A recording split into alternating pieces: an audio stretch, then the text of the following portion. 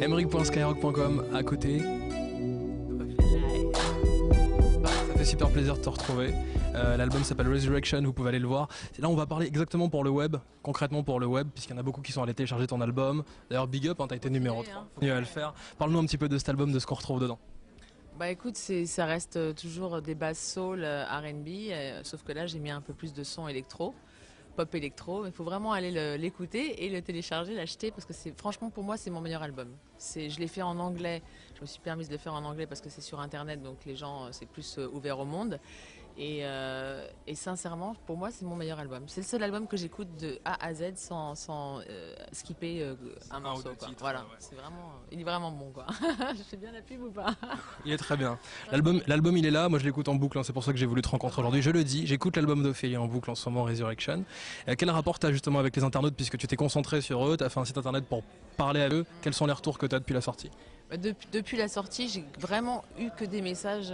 J'ai pas eu de messages critiques mauvais, quoi. Que les gens me disent que c'est un très beau. Les gens me disent que c'est mon meilleur album, donc c'est pour ça que je me permets de le dire. Et apparemment, ça leur fait plaisir que je refasse de la musique, donc je suis super contente. Et c'est vrai que le fait d'être sur Internet, je m'éclate parce que j'écoute vachement ce qu'ils me disent. Et j'essaie de faire en fonction, et même ne serait-ce que la version française d'Affections, j'ai fait un jeu concours sur internet. Un petit concours pour écrire les paroles. Voilà, et je trouve ça génial que ce soit réalisable de faire des trucs, enfin, tu vois, qu'on puisse faire des trucs comme ça aujourd'hui. Et maintenant, quand cette personne écoute la radio, il entend sa chanson. Je trouve ça génial. Moi, j'aurais aimé pouvoir le faire avec quelqu'un d'autre, quoi. C'est parfait. J'arrive pas à très bien parler aujourd'hui. Hein.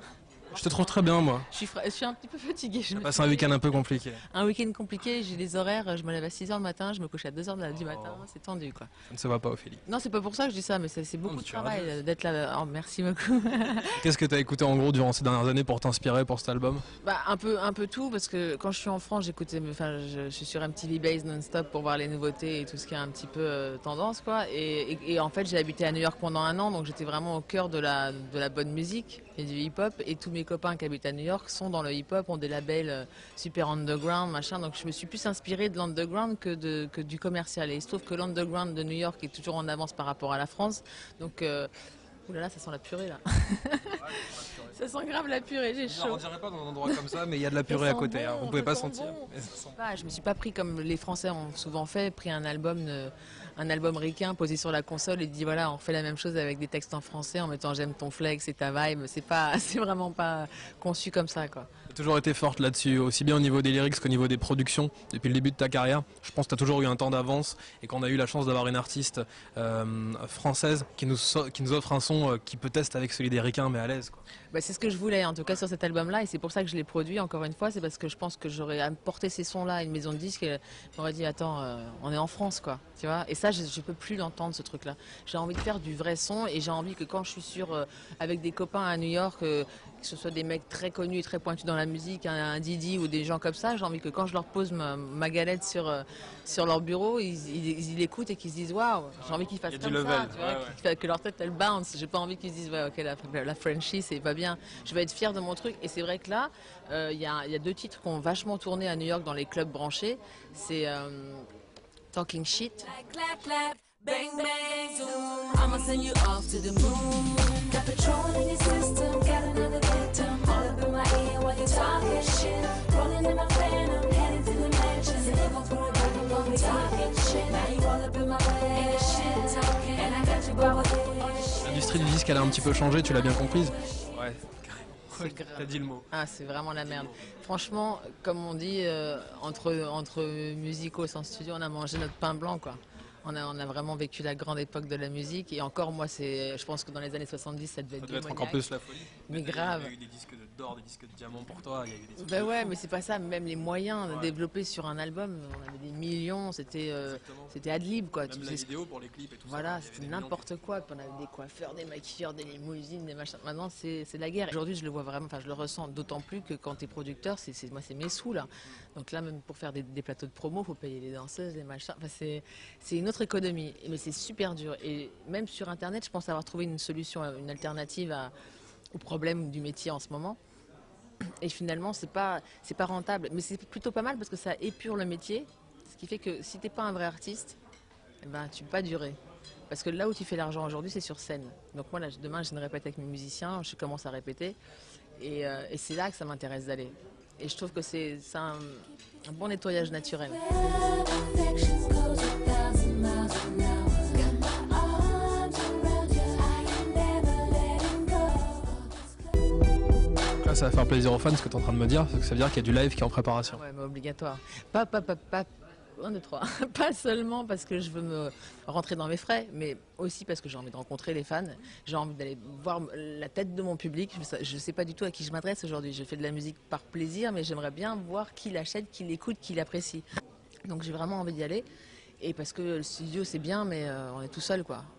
On s'ennuie. Il y a pas mal de chansons que j'ai fait toute seule à la maison derrière mon Pro Tools parce que le studio était plein en train de faire les mix d'un autre morceau. Donc du coup je prenais mes voix toute seule. Et à un moment donné c'est super solitaire, quoi. Donc j'ai besoin de rencontrer les gens et j'ai qu'une hâte, c'est d'être sur scène. Et là demain c'est le premier test avec les musiciens. Donc je suis pas angoissée, mais j'espère que les mecs sont les bons. Je pense qu'en tout cas physiquement ils ont des dégaines de dingue.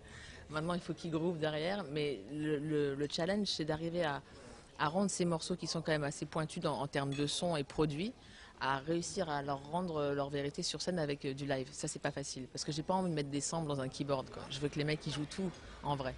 Donc ça c'est vraiment le challenge. Quels sont les titres, quand on fait un petit feedback comme ça dans le passé, que tu kiffes, que tu aimerais encore refaire en live?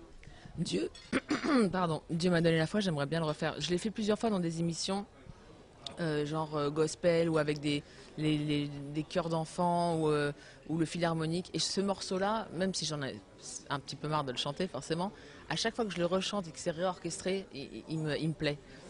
Ce qui n'est pas le cas de Shame on You par exemple, qui me gonfle un peu. Parce que Shame on You, il était pointu à l'époque où je l'ai fait, mais quand tu le rechantes aujourd'hui, il est un petit peu has-been, quoi. Donc, mais il y a plein de morceaux en fait que je vais complètement réorchestrer, ralentir. Beaucoup de morceaux speed que je vais ralentir. J'ai envie de les faire très à la D'Angelo, Maxwell, très sexy. Tu vois, c'est ce que je veux dire? Il y a l'album qui est sur internet et une sortie physique qui est prévue aussi, on en parle un petit peu. Bah, ça va être en septembre. Je suis en négociation avec pas mal de distributions. Dans certains pays, j'ai pris des licences. Dans d'autres pays, je prends des distributions. En France, on est, ça y est, là, je suis en train de finaliser les trucs. Mais je le fais parce que c'est vraiment pas pour moi. C'est vraiment parce que j'ai des demandes. Donc sur mon site internet, j'ai fait un bulletin de précommande, mais c'est vrai que c'est compliqué parce que j'ai pas l'infrastructure qu'il faut pour répondre rapidement. Donc encore une fois, je débute dans le métier de productrice, donc c'est pas super simple. Puis je reste super artiste, donc c'est un petit peu confus. Mais c'est vrai que le courrier, enfin ce que les gens m'écrivent, c'est qu'ils ont envie d'avoir l'objet. Donc du coup, comme l'album est sorti, sera sorti 2 mois avant dans le format qu'on a aujourd'hui, je vais leur certainement rajouter 3-4 morceaux pour que ce soit pas un achat inutile et qu'ils aient l'impression de dépenser de l'argent intelligemment. J'aimerais bien qu'on écoute 2-3 titres de l'album, enfin 2-3 extraits, comme ça tu vas pouvoir me les commenter un petit peu. C'est mon préféré celui-là. C'est ton préféré? Est-ce que tu veux que je fasse? Tu commentes un petit peu.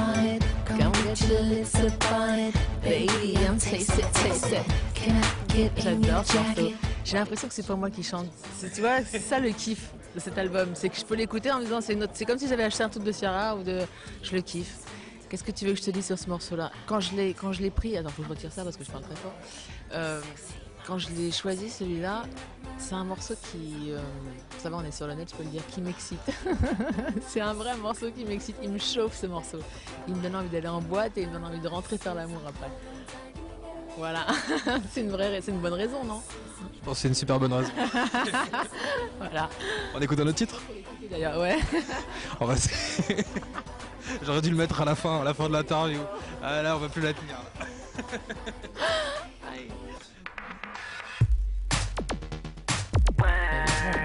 Ça sonne bien ton truc. Ouais, c'est pas mal.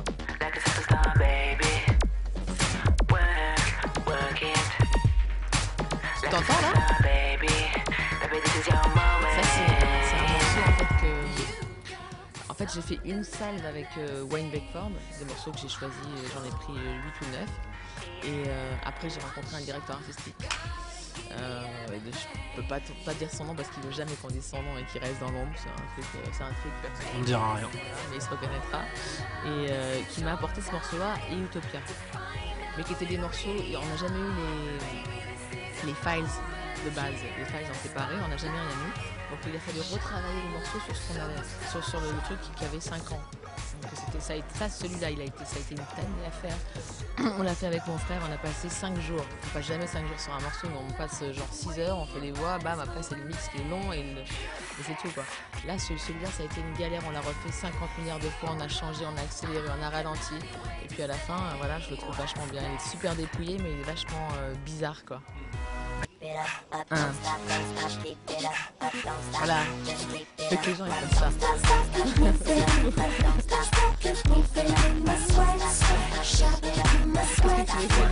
Celui-là aussi il est un peu sexy. Hein. Ouais, carrément.